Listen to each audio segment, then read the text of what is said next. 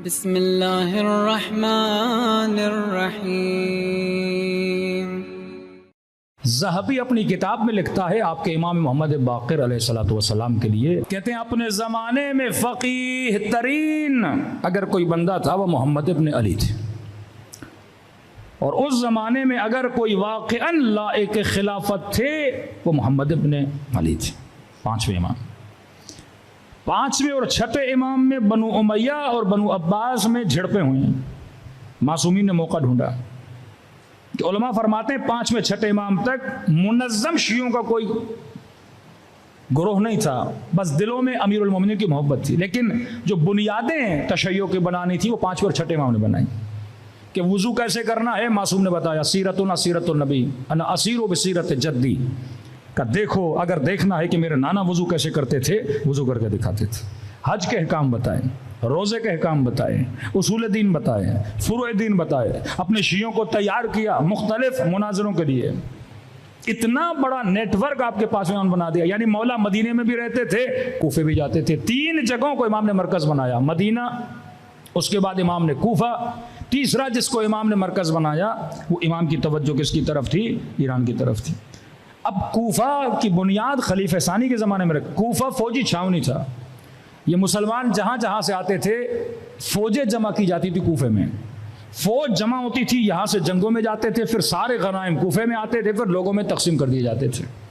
लेकिन इतनी तेज़ी से कूफा आबाद हुआ, कूफे में सबसे ज़्यादा जो लोग रहते थे वो अशअरी कहाँ के? यमन के आए हुए लोग थे। यमनियों का एक मसला था, यमनी कभी खलीफा नहीं बन सकते थे क्योंकि ये करशी नहीं थे।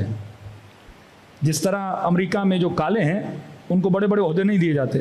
अब ये तो बाय चांस ओबामा मसलन वहाँ का प्रेसिडेंट बन गया, ये कभी कभी एक बंदे को बना देते, लेकिन पूरी हिस्ट्री में देखें कालों की इतनी वैल्यू नहीं। तो काले अपने वजूद के इजहार के लिए अमेरिका में क्या करते हैं, ज़्यादातर काले आपको स्पोर्ट में नज़र आएंगे, बॉक्सिंग में नज़र आएंगे, सेलिब्रिटी बनना चाहते हैं, सिंगर बनना चाहते हैं, ताकि वो उस माशरे में अपनी वैल्यू, अपना नाम बना सकें जिस माशरे में उनको बड़े बड़े ओहदों पर लाने नहीं दिया जाता। यमनियों का यही हाल था, यमनी खलीफा नहीं बन सकते थे, तो यमनी या हाफिज कुरान बनते थे या यमनी बेहतरीन जंगजू थे। अब अब्दुल मलिक मरवान ने, क्योंकि यमनी लड़ते बहुत थे, जंगजू थे, तो इनको कहा कि आप ज़रा आगे की तरफ भेज दो। तो बड़ी तादाद यमनियों की 15 से 20 हज़ार यमनी ईरान के फतह होने के बाद इस शहर उसमें दाखिल हुए, और ये यमनी जाके मकाम कुम यानी शहर कुम में जाके ये रुके। कि आप देखते हैं कि अचानक आपसे कुम से आपको शियों की एक खीजिश नज़र आती है, शिया वहाँ से नज़र आते हैं। ये अशअरीयुल मज़हब यमन के वो जंगजू थे जो वहाँ पे रुके। अब यमनियों के दिल में अमीरुल मोमिनीन की मोहब्बत ज़रूर थी। अब इमाम मोहम्मद बाक़िर क्या करते हैं, कुछ वक्त मदीने को देते हैं, कुछ वक्त जाते हैं इमाम बाक़िर कूफे को देते हैं। और इस तरीके से अहले बैत ने काम किया कि आज तक आप तारीख़ पढ़ते हैं, आप कंफ्यूज होते हैं कि जनाब मुख्तार इमाम ज़ैनुल आबदीन से इजाज़त ली थी कि नहीं ली थी। आज तक शिया कंफ्यूज हैं, जनाब ज़ैद ने इमाम जाफ़र सादिक से इजाज़त ली थी या नहीं ली थी। यानी इस कदर अहले बैत छुप के काम करते थे कि दुश्मन भी नहीं बोल सकता था कि मतलब मुख्तार ने किससे इजाज़त ली है। नाम था मोहम्मद इब्न हनफिया का, लेकिन हिडनली इजाज़त किसने दी थी? इमाम ज़ैनुल आबदीन ने। जनाब ज़ैद इस तरह अमल करते थे कि लोग समझते थे ये छठे इमाम से अलग है, लेकिन बाद में जब इमाम फरमाते हम उसके अमल से राज़ी हैं तो पता लगता है जनाब ज़ैद को भी किसने इजाज़त दी थी? इमाम जाफ़र सादिक अलैहिस्सलाम ने। सलवात पढ़े मोहम्मद वाले मोहम्मद। कि 5वें इमाम के ज़माने में एक शख्स है अब्दुल्ला अशअरी, एक फैमिली के 11 लोग हैं। ये कुम में रहा और इसने किसी को नहीं बताया मेरा मकतब क्या है, मेरा मजहब क्या है। अचानक से इसका बेटा मूसा अशअरी वो ऐलान करता है मकतब अहले बैत के इजहार में कि अहले कुम को बताता है कि मैं किसके मकतब का मानने वाला हूँ, मैं शिअत अली इब्न अबी तालिब हूँ। कहते हैं इसके इजहार के नतीजे में तकरीबन 20,000 लोग इसको कहते हैं कि हम भी इस मकतब के अंदर आना चाहते हैं। अब ये वो बंदा है जिस पे हुकूमत की तवज्जो नहीं, और हुकूमत इतनी परेशान है कि ये कब मिला मोहम्मद इब्न अली से, इमाम बाक़िर से, ये कब मिला, कब शिया बना, और इसकी फिक्र कब अहले बैत वाली बनी और अचानक इसने ऐलान कर दिया। ये भी इमाम ख़त भेजते थे कि अब ये वक्त तक़िये का वक्त है, ये वक्त तुम्हारे मकतब के इजहार का वक्त है कि पूरे क़ुम के अफराद, क़ुम और काशान। फिर इमाम को ख़त जाता है अहले काशान का कि मौला आप अपनी तरफ से कोई नुमाइंदा भेजें। फिर इमाम बेटा है उनका अली इब्न मोहम्मद, उनको काशान की तरफ भेजता है, जो काशान की मस्जिद में 3 से 4 साल तक दर्स देते हैं, मकतब तशय्यो का तफसीर देते हैं, फ़िक़ा सिखाते हैं, शियत की बुनियादों को वहाँ पे मजबूत करते हैं। और बाद में अटैक होता है, जब पता चलता है कि इस कदर शिया बढ़ गए, उनको शहीद किया जाता है। आज भी वो मोमिनीन जो ईरान जाते हैं, मैं कहूँगा आप इस इमामज़ादे की ज़रूर ज़ियारत पे जाएँ, जिनकी ज़ियारत का सवाब इमाम हुसैन की ज़ियारत के बराबर है, अली इब्न मोहम्मद। ये काशान में एक जगह है जहाँ पे मदफून है। आगाए मरअशी नजफ़ी के ज़माने में ये जो जहाँ पे इन शहदा की कब्र, ये बिल्कुल इमाम हुसैन की तरह इनको शहीद किया गया। तकरीबन ये 80-90 साथी थे आपस में जिनको शहीद किया, और सेम इमाम हुसैन की तरह इनका गला काटा गया और इन शहदा को बेदर्दी से शहीद किया गया। ये फ़र्जंद इमाम मोहम्मद बाक़िर है। आगा मरअशी नजफ़ी के ज़माने में आज भी वहाँ का एक खादिम ज़िंदा है, शायद 90 साल का होगा। इसकी डॉक्यूमेंट्री भी इंटरनेट पे पड़ी हुई, आप देख सकते हैं। ये माजिज़ अहले बैत अलैहिस्सलातु वस्सलाम है। आगा मरअशी नजफ़ी को वहाँ पे बुलाया गया। क्यों बुलाया गया? क्योंकि इमाम बारगाह या इस शहीद के मकबरे की ज़मीन पे इख्तलाफ हो गया। क्योंकि होता ये था कि उस ज़माने में लोग, अगर एक बंदा है औलाद नहीं है, वो अपनी मिल्कियत वक्फ़ कर देता था फ़ला इमामज़ादे के नाम पे। जितने इमाम रज़ा के मौक़ूफ़ात हैं किसी इमाम के नहीं हैं। यानी मशहद की शायद 30% ज़मीनें किसकी? इमाम रज़ा की हैं। लोगों ने ज़मीनें, लोगों ने बागात। जनाब फ़ातिमा मासूमा की जहाँ कब्र है, ये भी एक मोमिन का बाग था। इसने अपनी ज़िंदगी में बाग किसको दे दिया? जनाब मासूमाए क़ुम को दे दिया, और बीबी वहाँ पे क्या हुई? दफन हुई। तो ज़मीन का इख्तलाफ हुआ, इनको कागज़ात नहीं मिल रहे थे, तो इन्होंने ढूंढना शुरू किया। किसी ने कहा कि पुरानी अलमारी में कागज़ रखे थे, दीवारें बन चुकी हैं, शायद दीवारों के पीछे अलमारियां छुपी हुई हों। तो इन्होंने कुछ खुदाई शुरू की। जब खुदाई शुरू की तो बाकायदा जैसे किसी दरवाजे पर दीवार बनाई गई हो, वो दीवार गिरी और अंदर एक सुरंग थी। अब किसी को जुर्रत नहीं हो रही थी। एक बंदा अंदर गया और उसने देखा वहाँ पे कोई 27 के करीब 28 के करीब ताबूत पड़े हुए हैं। तो ये खौफ के मारे बाहर आया और इन्होंने कहा कि क़िबला हमें जुर्रत नहीं, आयतुल्लाह मरअशी नजफ़ी को बुलाया जाए। आगाए मरअशी नजफ़ी के ज़माने में वो काशान गए, तो ख़ुद बहुत बूढ़े थे, अगर वहाँ जाना चाहते तो थे, लेकिन उन्होंने कहा कहीं ज़ख्मी ना हो जाऊँ, लिहाजा मैं ऊपर हूँ। उन्होंने अपने नुमाइंदे को नीचे भेजा कि अंदर जो कागज़ात हैं वो भी लेकर आओ और बताओ अंदर क्या है, क्योंकि किसी को नहीं पता था उस दरवाजे के अंदर क्या है। यानी जहाँ इनकी ज़री है, ये नीचे एक सरदाब टाइप जगह है जहाँ का दरवाज़ा टूटा था। तो आज भी वो खादिम हरम जिंदा है जो नीचे गया था, इसकी डॉक्यूमेंट्री पड़ी हुई है। ये कहते हैं जब हम अंदर गए वो सरदाब के नीचे कई ताबूत पड़े हुए थे। सारे जो ताबूत थे उन पे कीलें लगी हुई थी, बंद थे, लेकिन 3 से 4 ताबूत खुले हुए थे। तो कहते हैं जब हमने ताबूत का तख्ता ऊपर से हटाया तो हमें सही सालिम जिस्म उस ताबूत के अंदर नजर आए। किसी के सर पे चोट थी, किसी के बदन पे जख्म थे, बिल्कुल सही सालिम। ये खादिम कहता है जब हमने इनको देखा कि सही सालिम बदन ताबूत के अंदर पड़े हुए हैं, तो अगर हम आपस में इतनी आहिस्ता बात कर रहे थे कि हमें यह महसूस हो रहा था ये लोग सो रहे हैं, कहीं हम तेज़ बात करेंगे कहीं ये जाग न जाएं। फिर ये बाहर आए, इनको वो कागज़ात में मिले। फिर एक तख्ती थी जिसमें सारे शहदा के नाम लिखे थे, फिर उनकी शहादत कैसे वाक़ हुई, किस ज़माने में शहादत वाक़ हुई, किसने उनको शहीद किया, ये तारीख़ वहाँ से मिली। ये बाहर लेकर आए, फिर उसको छपवा के आगा मरअशी नजफ़ी के ज़माने में वहाँ लगाया गया और ये मौजज़ा तौर पर फिर लोगों ने वहाँ पर आना शुरू किया। कितने इमामज़ादे, यानी एक क़ुम में ऐलान हुआ शीयत का। क़ुम के जुनूब में आप जाएँ काशान, क़ुम के शुमाल में जाएँ शहर रे, यानी क़ुम से शीयत निकली, काशान तक गई।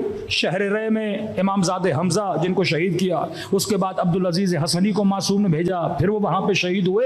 ये लोग आते गए जिनकी ज़ियारतों का सवाब, मासूमीन ने कहा किसकी ज़ियारत के सवाब के बराबर है? इमाम हुसैन की ज़ियारत के सवाब के बराबर है। यहाँ से शीयत निकलती है, फिर यही अहले क़ुम समरकंद जाते हैं, बुखारा जाते हैं, वहाँ तक शीयत बढ़ जाती है। बुखारा से ये आगे बढ़ते हैं, बगदाद जाते हैं, बगदाद में शीयत को फैलाते हैं। फिर यही अहले क़ुम इसालतन यमन के थे, आए कूफे से थे, शीयत बढ़ाई क़ुम में। फिर ये बगदाद से सफर तय करते हैं जबलुल आमिल की तरफ। जबलुल आमिल लुबनान में। फिर जबलुल आमिल से उलमा सफविया के दौर में ईरान आते हैं, जिसमें आप आयतुल्लाह बहाउद्दीनी का नाम सुनते हैं या आगाए आमुली का नाम सुनते हैं। ये आमुल के उलमा थे, जबलुल आमिल से आए। इस तरह से अहले बैत अलैहिस्सलाते व सलाम के नेटवर्क को अहले बैत ने फैलाया। इमाम मोहम्मद बाक़िर ये पहले इमाम हैं जिन्होंने सबसे ज्यादा वकील बनाए। पहले सिर्फ इस्तिलाह आती थी कि ये हमारा सहाबी है। इमाम के ज़माने में सहाबी की इस्तिलाह, खादिम की इस्तिलाह, सर्राफ की इस्तिलाह निकली, वकील की इस्तिलाह निकली। इमाम ने ड्यूटीज़ को आपस में बांटा। इतना बड़ा नेटवर्क मासूमिन ने बनाया कि इमाम ने अपने बंदे रखे कि ये सारा खुम्स जमा करते थे, फिर शियों में तकसीम करते थे। यानी उस ज़माने में जो इस्लामिक बैंकिंग का कोई कॉन्सेप्ट नहीं था, लेकिन मासूम ने यह कॉन्सेप्ट दिया कि इस जनाब ने 1000 दिया, उसने 10,000 दिए, इसने 5,000 दिए। फिर इमाम ने एक सहाबी को इसकी जिम्मेदारी दी कि तुम सबका माल जमा करोगे। उसने मार्केट में अपना बहुत बड़ा कपड़े का दुकान लगाया, फिर उसी की आमदनी से वो शियान अहले बैत में क्या करता था, तकसीम करता था। कि 7वें इमाम के ज़माने में इतने वकील बढ़ गए कि वकीलों की तादाद बढ़ गई। कोई वकील अहवाज की तरफ भेजा गया, कोई वकील निशापुर की तरफ भेजा गया, कोई वकील कुम की तरफ भेजा गया। ये वकला तमाम तरशियों से कलेक्शन करते थे और अहले बैत अलैहिस्सलातु वस्सलाम की तरफ लाते थे। अब यह नहीं कि हुक्मरानों की निगाह नहीं थी, लेकिन इतने मजबूती से काम करते थे, फिर छुप के काम करते थे कि मतलब लोगों का पैसा भी जमा करना, डायरी में उनके नाम भी लिखना, और दुश्मन को भनक भी नहीं पड़ती थी पैसा कहां से आ रहा है और अहले बैत का नेटवर्क कैसे चल रहा है। सलवात पढ़े मोहम्मद वाले मोहम्मद पर।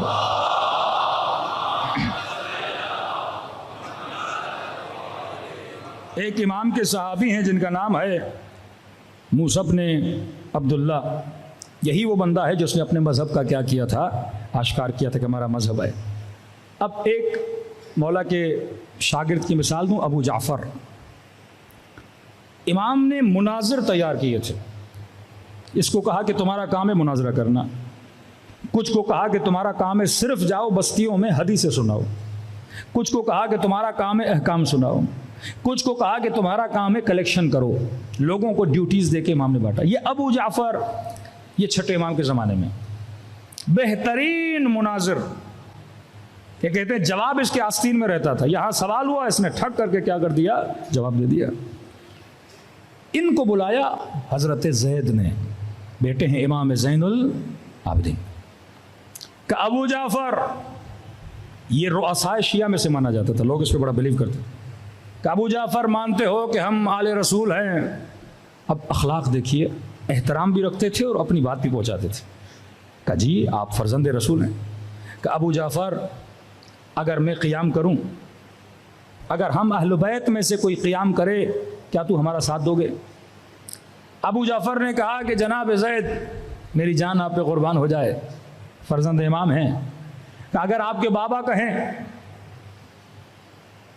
और अगर आपके भाई कहें या आपके चचा कहें तो मैं क़ियाम के लिए तैयार हूं।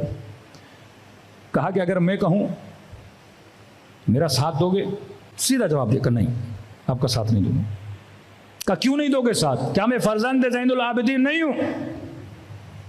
कहा देखिए अल्लाह ने एक जान दी है और एक इमाम दिया है, तो इस जान को उसी इमाम पे ही कुर्बान करूंगा अगर वो मेरे मौला क्या देंगे, हुक्म देंगे। कहा अबू जाफ़र तुम क्या समझते हो कि मुझे नहीं पता कि इमामत क्या है? कहा मेरे बाबा ने ज़ैनुल आबिदीन ने मुझे हाथों से खाना खिलाया है। कहा जब खाना गर्म होता था फूंक फूंक के देते थे कि मेरी ज़बान जल ना जाए। क्या तुम नहीं समझते कि मेरे बाबा ने मुझे इल्म नहीं दिया कि इमाम कौन होता है? अब देखो, एक तरफ इमाम का बेटा, एक तरफ शागिर्द इमाम जाफ़र सादिक जो बहस कर रहा है किसके साथ? इमाम के बेटे के साथ। जवाब सुनिए इनका। कहा आप मुझे मेरे बाबा ने नहीं बताया होगा कि इमाम कौन है, मुझे इमामत का दर्स दे रहे हो कि अगर इमाम कहेगा तो जान दूंगा, मेरे लिए जान कुर्बान नहीं करोगे? अबू जाफ़र ने कहा देखिए, क्योंकि आपके बाबा को आपकी आखिरत की बड़ी फिक्र थी, तो शायद उनके जहन में हो वो कुछ बताएं और आप न माने, लिहाजा शायद उन्होंने आपको नहीं बताया, लेकिन मुझे तो पता है कि इमाम कौन है। क्या तुम ये कैसे बोल सकते हो? कहा मैं हुस्न ज़न रख के बता रहा हूं। कहा आप तो कुरान को मानते हैं, हजरत याकूब ने इसमें आपकी बुराई में नहीं कर रहा, फिर अदब कर रहे हैं, अखलाकन बता रहे हैं कि मेरी जान आप पे कुर्बान, मैं आपको नाराज नहीं करना चाह रहा। लेकिन कुरान में हजरत यूसुफ को याकूब ने मना किया ना कि बेटे अपना ख्वाब अपने भाइयों को न बताना। कहा ख्वाब न बताया, भाइयों ने कुएं में फेंक दिया। और अगर ख्वाब बताते तो अल्लाह जाने भाई क्या करते। कहा हो सकता है आपको न बताया हो कि आपका भाई इमाम है, कि कहीं दिल में हसद न पैदा हो, ये चीज़ें न पैदा हो। आगाए खोई लिखते हैं, कहते हैं इस वाक़े को पढ़ के एक ज़रीफ़ नुक्ते का पता चलता है, ऐसा नहीं कि ज़ैद को पता नहीं था इमाम कौन है, लेकिन ये इतने मुसम्मम थे कि इनके कलाम में भी ये जाहिर नहीं करते कि कौन किसका मानने वाला है। कि इमाम का दूसरा सहाबी जिसको इमाम ने ये सारी जिम्मेदारी दी कि वो खुम्स को जमा करे, माल को जमा करे, इसका नाम था मुअल्ला। छठे इमाम के ज़माने में मौला जब हज के लिए रवाना हुए, एक बदबख्त था दाऊद, इसको पता चला कि जाफ़र इब्न मोहम्मद हज पे गए। इमाम जाफ़र सादिक से बहुत डरते थे ये लोग, इतना रसूख था इमाम जाफ़र सादिक का मदीने में। मदीने पे कंट्रोल, इराक़ पे कंट्रोल था, ईरान पर अहले बैत अलैहिस्सलातु वस्सलाम का कंट्रोल हो चुका था। तभी आप सोचें कि मामून इमाम रज़ा को वली हद बनाता है और ईरान लाता है। इस कदर इन्होंने शीयत के नेटवर्क को फैला दिया था। समरकंद तक अहले बैत अलैहिस्सलातु वस्सलाम नेटवर्क, माल नहीं, दौलत नहीं, लेकिन खुम्स के निज़ाम को वकला ऑर्गेनाइजेशन ऑफ लॉ बनाई अहले बैत अलैहिस्सलाम ने। ये मत समझिए कि आज मुज्तहिदीन ने वकील बना के कोई नया कारनामा किया। ये अहले बैत की रविश है कि माल को जमा किया जाए, फिर किसको तक़सीम। यहाँ तक अहले बैत फरमाते थे कि सामिरा में हमारे फामिरा जब जाओ तो फ़ुक़राए अहले बैत अलैहिस्सलातु वस्सलाम में माल तक़सीम किया करो, क्योंकि जब 11वें इमाम का ज़माना आया, इतना सख्त ज़माना था कि किसी को इमाम से मिलने नहीं देते थे। तो ये मौला के शिया क्या करते थे, फ़कीर बन के मोहल्ले में जाते थे। पहले दिन गए आधे मोहल्ले तक, कोई रेंगता हुआ जाता था, कोई एक्टिंग करता था मेरा पाँव टूटा हुआ है। फिर जाते थे अहले बैत अलैहिस्सलातु वस्सलाम का दरवाज़ा है। अब हुक्मरान क्या समझते थे, फ़कीर है। फिर इमाम दरवाज़ा खोलते थे, साथ में कुछ पैसे भी देते थे और एक ख़त भी दे देते थे। इस तरह मासूमीन से हदीस लेते थे, फिर दूसरे शियों तक पहुँचाते थे। अब ज़ाहिर है घर में खाना बनाना है, हुक्मरान खड़े रहते थे, उनके सिपाही खड़े रहते थे, जासूस खड़े रहते थे, लेकिन घर में तेल की ज़रूरत है तो देगें आती थी। 2 देगों में तेल होता था, 1 देग में सवालात होते थे। वापसी पे देगें खाली जाती थी, फिर वो तीनों देगों में अहले बैत अलैहिस्सलाम जवाबात लिखते थे। कि एक शख्स कहता है जब इमाम के घर से घर की तरफ लकड़ियाँ जा रही थी तो कहता है पुल पे ये गधा गाड़ियाँ जो भी थी लकड़ी लेकर जा रही थी, ये फंस गई। फंसने में क्या हुआ कि एक मोटी लकड़ी थी वो उस रेडी से नीचे गिरी। कहते ये जैसे नीचे गिरी तो ये 2 टुकड़ों में बदली। जब 2 टुकड़े हुए, उसके बीच में बहुत बड़ा ख़त लिखा हुआ था, जो रस्मुल ख़त इमाम हसन अल अस्करी के साथ लिखा हुआ था। इस तरह से शिया यहाँ के ख़त वहाँ ले जाते थे। अब ये इमाम का सहाबी जिसको इमाम ने हेड ऑफ द माल बनाया हुआ है, यानी जितना खुम्स आता था ये उसको तकसीम करता था। आपके छठे इमाम हज पे जाते हैं, मुअल्ला इसका नाम है। वक्त का हाकिम, वहाँ का वाली इसको पकड़ता है, ज़िंदानी करता है, और जब ज़िंदान में डालता है इस इमाम के चाहने वाले का सर कलम कर देता है। कहते छठे इमाम जब मदीने में पहुँचते हैं, पूरी रात मुसल्ले पे बैठकर इमाम इस अपने सहाबी के लिए गिरिया फरमाते हैं और दुआ करते हैं कि खुदाया जिसने उसे कत्ल किया उसे सज़ा दे। और फिर उस लई का किसास भी करवाते हैं और उसे इमाम वासिल जहन्नुम भी करवा देते हैं। लेकिन एक शख्स आया आपके इमाम जाफ़र सादिक अलैहिस्सलातु वस्सलाम के पास,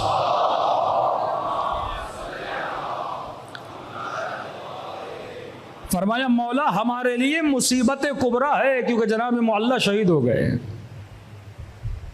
इमाम ने फरमाया सही कह रहे हो मुसीबत है, लेकिन मुअल्ला के अंदर एक मसला था।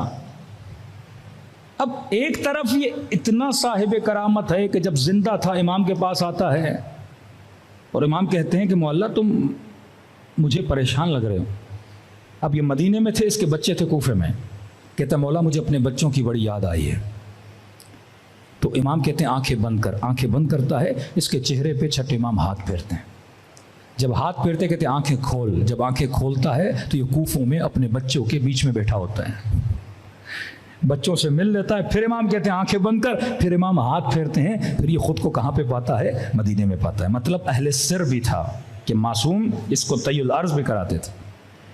अपनी ज़िंदगी में इमाम ने ऐसे एक नसीहत की थी, फरमाया मुअल्ला हमारे हक़ का दिफा करने में इतने जज्बाती न हुआ करो,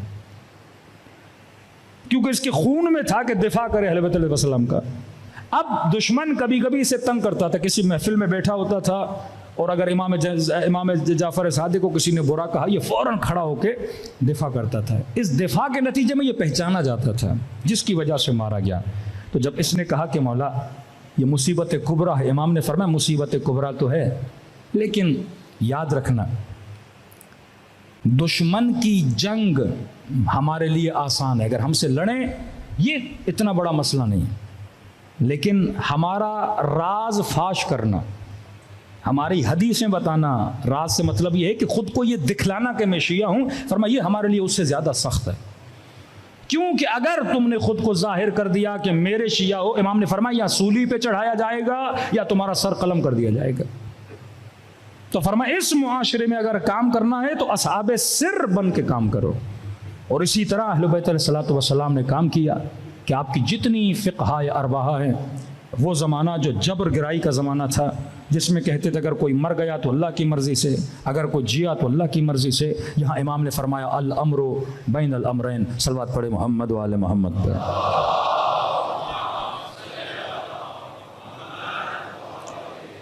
मसलन इमाम के पास दो लोग आते थे, किस तरह मासूम तरबियत करते थे। किसी ने कहा कि मौला अल्लाह ताकत रखता है कि दुनिया को अंडे में डाल दे,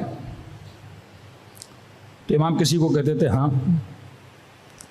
दूसरा आया मौला अल्लाह ताकत रखता है कि दुनिया को अंडे में डाले, इमाम ने कहा ये मिनल अम्र महाल है। अब देखिए एक सादा बंदा जिसकी तरबियत करनी, एक पढ़ा लिखा बंदा। अब जो मजलिस कराची में पढ़ी जाती है वो पंजाब में आप नहीं पढ़ सकते।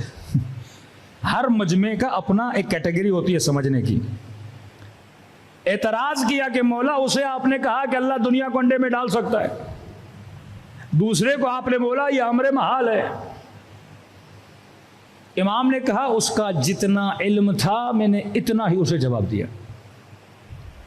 उससे कहा कि अल्लाह दुनिया को अंडे में डाल सकता है, तो उसने कहा मौला वो कैसे? तो इमाम ने कहा देखो तुम्हारी आंख अंडे से भी छोटी है और तुम इतने मजमे को देख रहे हो, दुनिया को देख रहे हो, दरख्त को देख रहे हो, तो पूरी दुनिया आ गई ना अंडे से छोटी आंख में। और इसने कहा मौला माशाल्लाह वाह वाह, नारा मार के निकल गया कि मौला आपने क्या बात कर दी, इसकी अकल इतनी। इमाम ने कहा अगर मैं दूसरे को बोलता ना, वो आया था बसरे से, बड़ा मौला का तेज सहाबी थे। इमाम ने कहा अगर मैं इसे बोलता ना कि दुनिया आंख में जिस तरह समा गई हर चीज़ तो दुनिया जा सकती है, तो ये मुझ पर एतराज़ करता, कहता मौला ये दरख्त, ये चांद, ये सारी चीज़ें, इसका अक्स मेरी आंख में, ये तो मेरी आंख में नहीं गए। अभी कैमरे से मेरी वीडियो रिकॉर्डिंग हो रही है, अब ये तो नहीं मैं कैमरे में घुस गया हूँ यूट्यूब पर मजालिस पढ़, ये तो नहीं सारे मौलाना यूट्यूब के अंदर हैं, ऐसा तो नहीं है।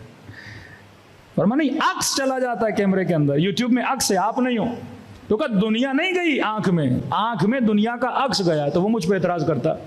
तो इमाम ने उसे क्या जवाब दिया? फरमाया ये अम्र महाल है और महालात पे अल्लाह की कुदरत जारी नहीं होती।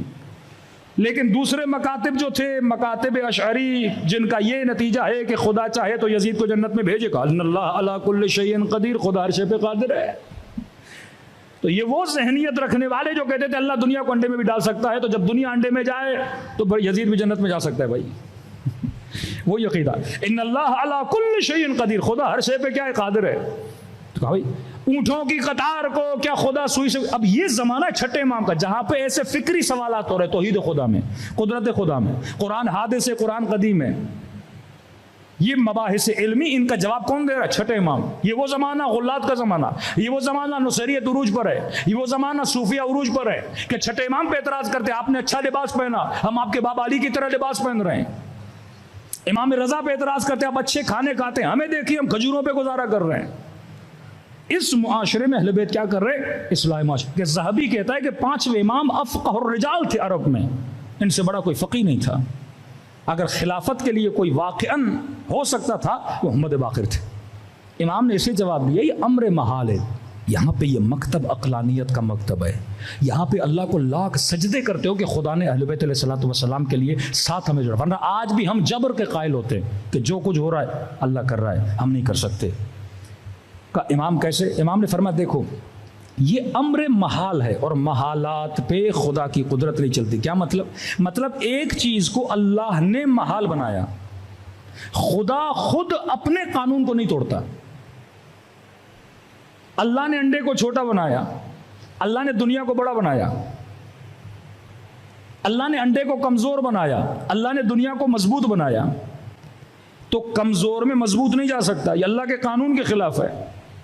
कहां अल्लाह कर सकता है एक सूरत में, या अंडे को बड़ा करे या दुनिया को छोटा करे, लेकिन अपने बनाए हुए कानून की मुखालिफत खुदा कैसे करेगा? ये अम्र महाल है। एक चीज को खुदा ने ज़ईफ बनाया है, ये अल्लाह का कानून है, ये ज़ईफ हो। अब अगर ज़ईफ के अंदर कवी जाए तो जरूरत इस बात की है कि खुदा अपने कानून को बदले, इस ज़ईफ को कवी बनाए और उस कवी को क्या बनाए? ज़ईफ बनाए, तभी हो सकता है। उसने कहा मौला ये बात मेरी समझ में आ गई। अक़लानी दलीलें देते थे, अपने शियों को तैयार करते थे। बड़े बड़े मुनाजरे हैं असहाब इमाम के, मस्जिद में जाते मुनाजरा कर रहे हैं, हाकिम वक्त की दरबार में जा रहे हैं मुनाजरा कर रहे हैं, लोगों की फिक्री तरबियत की। और उस मुआशरे में इतने बुजुर्गान थे, लेकिन अगर किसी को बाक़िरुल उलूम बोला गया, वो आपके इमाम को बोला गया कि इल्म का चराग है। बड़े बड़े लोग आकर फ़िक़ी मसाइल आपके इमाम से पूछते थे, सलवात पढ़े मोहम्मद वाले मोहम्मद पर। आज वल्लाह भरमार है इज्तिहाद के खिलाफ। पढ़े लिखे नौजवान कहते मौलाना ये दलील वो दलील। मैं कहता हूँ अक्ल की तरफ रुजू करो, मरकजियत नहीं तो कुछ भी नहीं। खुमैनी मुज्तहिद ना होता कभी इनकलाब ना लाता, शिराजी बुजुर्ग मुज्तहिद ना होते कभी इतनी बड़ी ऑर्गेनाइजेशन, ब्रिटेन की ऑर्गेनाइजेशन जो तंबाकू बेचने आए थे वहां पे, उसको बंद न करवा पाते। सिस्तानी मुज्तहिद न होते कभी इराक न बचता। हसन नसरुल्लाह नुमाइंदे वली फ़क़ीह न होते, वली फ़क़ीह मुज्तहिद है तो वली फ़क़ीह है। शीयत की बका इसमें, शीयत की बका निज़ाम खुम्स में है। आज लोग इस चीज़ को क्या करना चाह रहे हैं? तबाह करना चाह रहे हैं।